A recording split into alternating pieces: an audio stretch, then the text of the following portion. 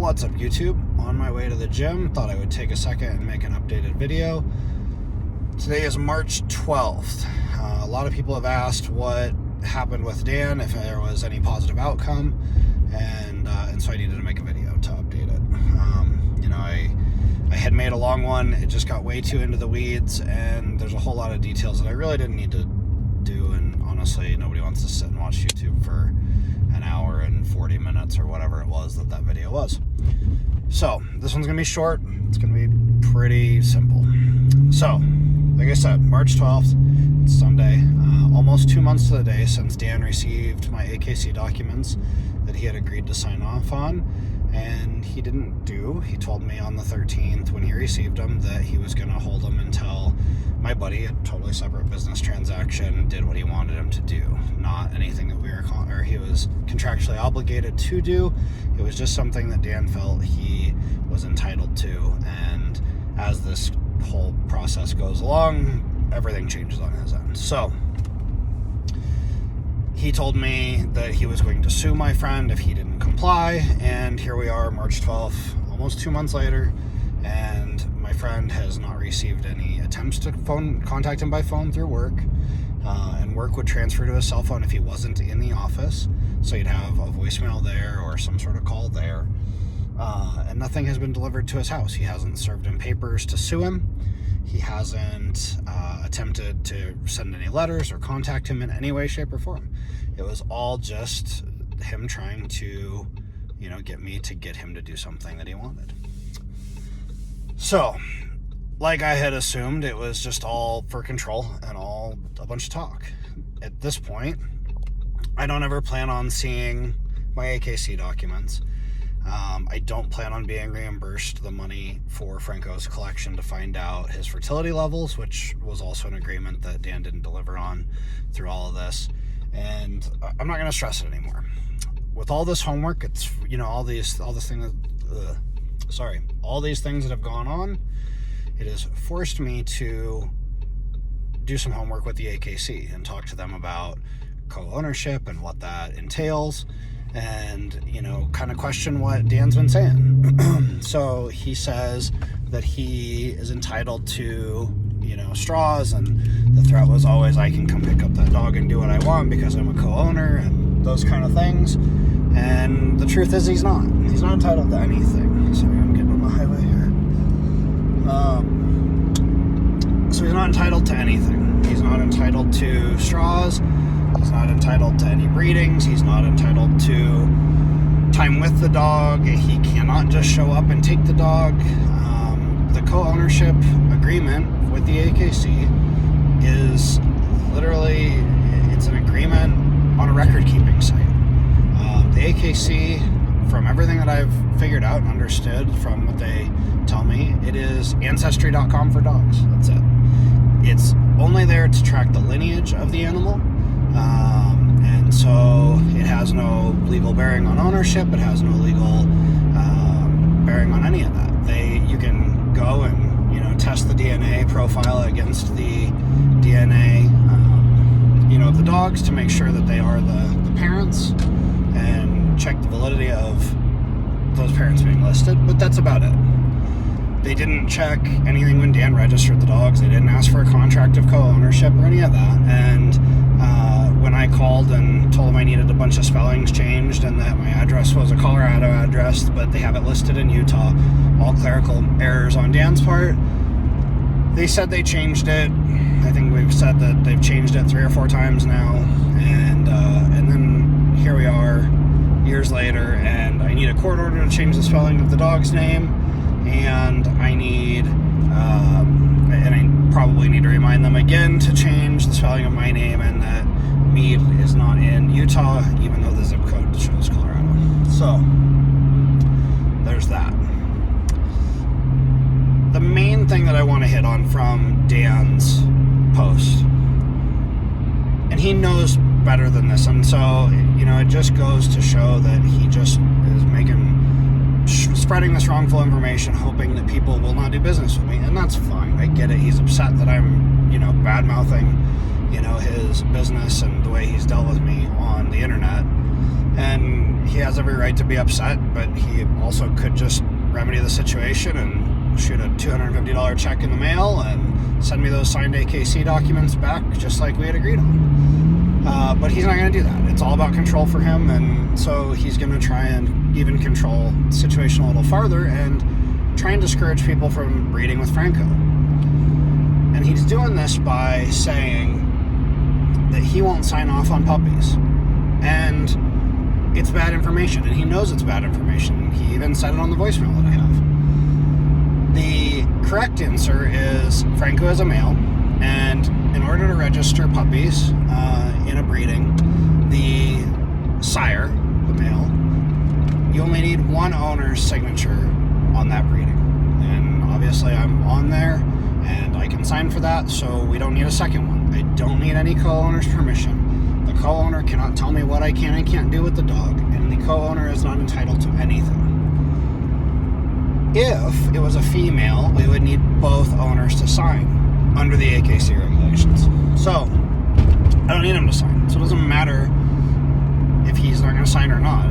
It really has no bearing on anything. It doesn't do anything if he wants to sign or not sign. It doesn't matter. You know, and then again, under co-ownership, he's not entitled to anything. So if I do breed these dogs, or breed this dog, and if my buddy, which I can't speak for, breeds Titan, then Dan isn't entitled to money. He's not entitled to anything unless there is a contract saying that. And if for some reason one of us didn't deliver on our contract, it is a civil case, and the AKC doesn't care. They're not getting involved. They're going to say, you know, hey Dan, Russell didn't deliver on this. We understand that you're calling and calling and calling. But at the end of the day, you need to sue him. And sue him for, you know, breach of contract or whatever. And that's what he can do. But since there isn't even a co-ownership agreement, you know, there's really nothing that he can say or do. And I mean, unless it's just for that contract, right? But where we're at now, there's no contracts for anything. He's not entitled to anything. My buddy literally could go breed Titan as many times as he wants.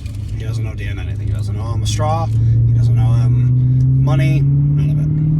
Now, as far as him talking about the price of the dogs, I'm not going to get into all the details, but my buddy and I both paid the exact same amount for our dogs. And we paid the full asking price. The amount that Dan had asked for, we didn't set the price. We can't sell them and buy them. We were just dealing in the purchase. Now, I was at a place in my life, and this is why I think it's so funny that he mentioned that. I was at a place in my life where I had just moved my business. I had a ton of out-of-pocket expense that was unexpected, and I didn't really feel like I should be spending money on a dog, especially, you know, a fairly expensive dog. So I had tried to negotiate. I tried to say, hey, Dan, is this the best price you can give me? Like, I bought, you know, the dog, and I'm referring my buddy, and this and that, and I did all the customer negotiations that I could come up with. And he was firm on his price, and so we paid exactly what he wanted, and that was it. There wasn't going to be a cent less. So, if he undervalued the dogs and he says they were half price, that's on him. But at the point in time we bought the dogs, there was a huge variable if their balls would drop and if they would be able to breed eventually or not. And that was the variable we were buying, and he valued according. And so we didn't pay half price for the dogs at that moment. You know, had their balls dropped and they've been breedable at that point, yeah, we probably paid half price. But there was a huge variable, and we were buying him out of, at that point in time, what looked like a bad investment on his end. You know, he took a chance on buying them, and they didn't deliver the way he needed them to. So we bailed him out, basically. I mean, that's what it is. What are you going to do if you're a breeder and you have dogs that can't be bred? They're pets, you know? And you can't tell whether or not the dogs are going to ever be able to be bred or not. So what do? You get rid of them, move in some dogs that can further your business. So I just wanted to hit on that because I think it's hilarious. Just all the way these things change. Also, if we paid half price for these dogs, you would think that he would be demanding a remaining amount of money from my buddy or a straw, and that's not the case. He just wants a straw, and the reason is it's worth more to have a straw from that dog so he can have a litter of puppies rather than have a remaining amount of money. It's not about any agreements that didn't exist or whatever he's come up with for agreements. It's all about making the money and pushing his business farther forward. So I just thought I would address those things. Like I said, we're almost 2 months in. I am not holding my breath. I'm never going to receive anything, but it doesn't matter.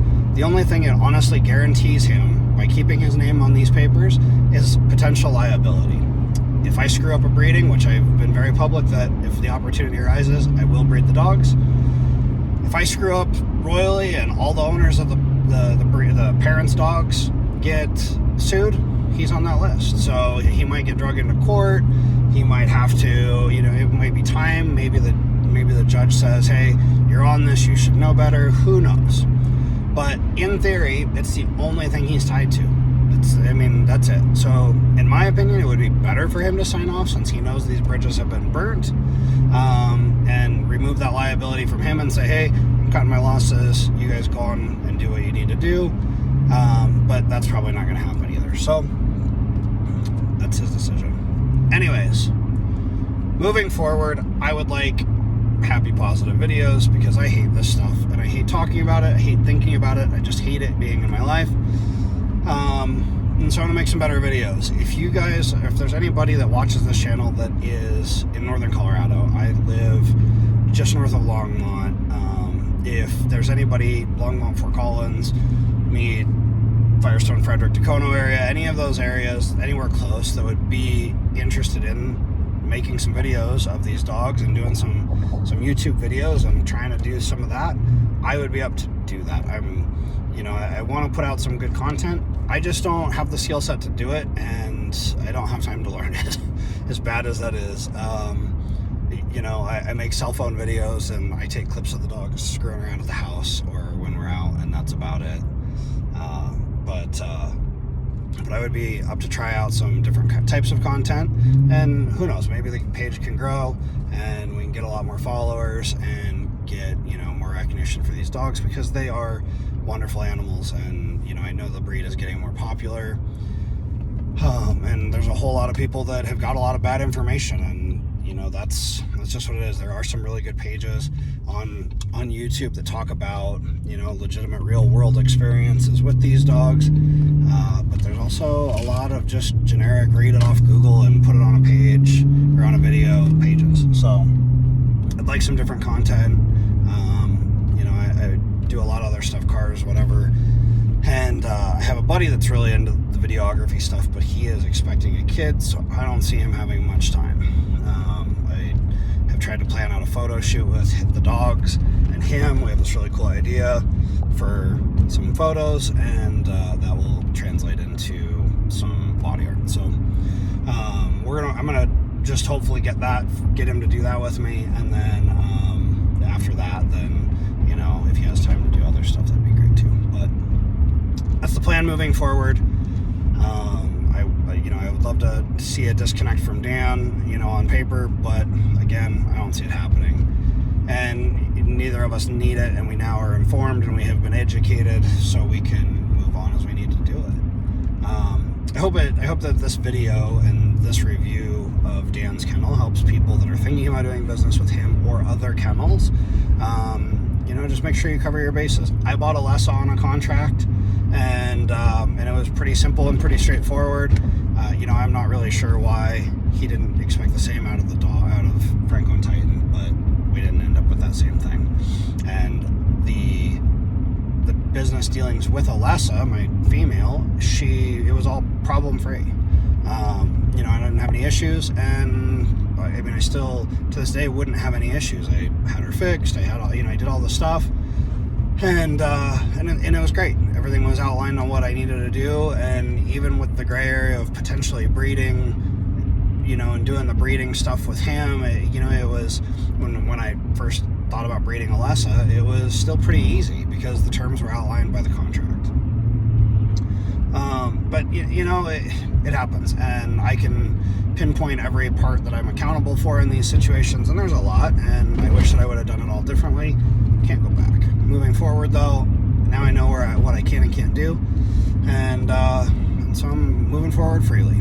So thanks guys for watching. I appreciate your guys' concern and reaching out and asking me about it. Moving forward, he's going to probably post a response to this. It doesn't really matter. There's been so much BS posted by him that's, bad information that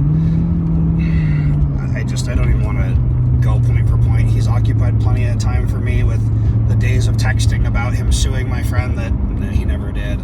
And only being mad about things when I want to move forward and make something out of this situation with this dog. I'm going to breed and potentially make some money off of him, and he wants to make the money and all the money, even though he got a free litter, which, again, had I known what co-ownership actually was instead of hearing his interpretation and what he assumed that meant, it would have been a different situation too.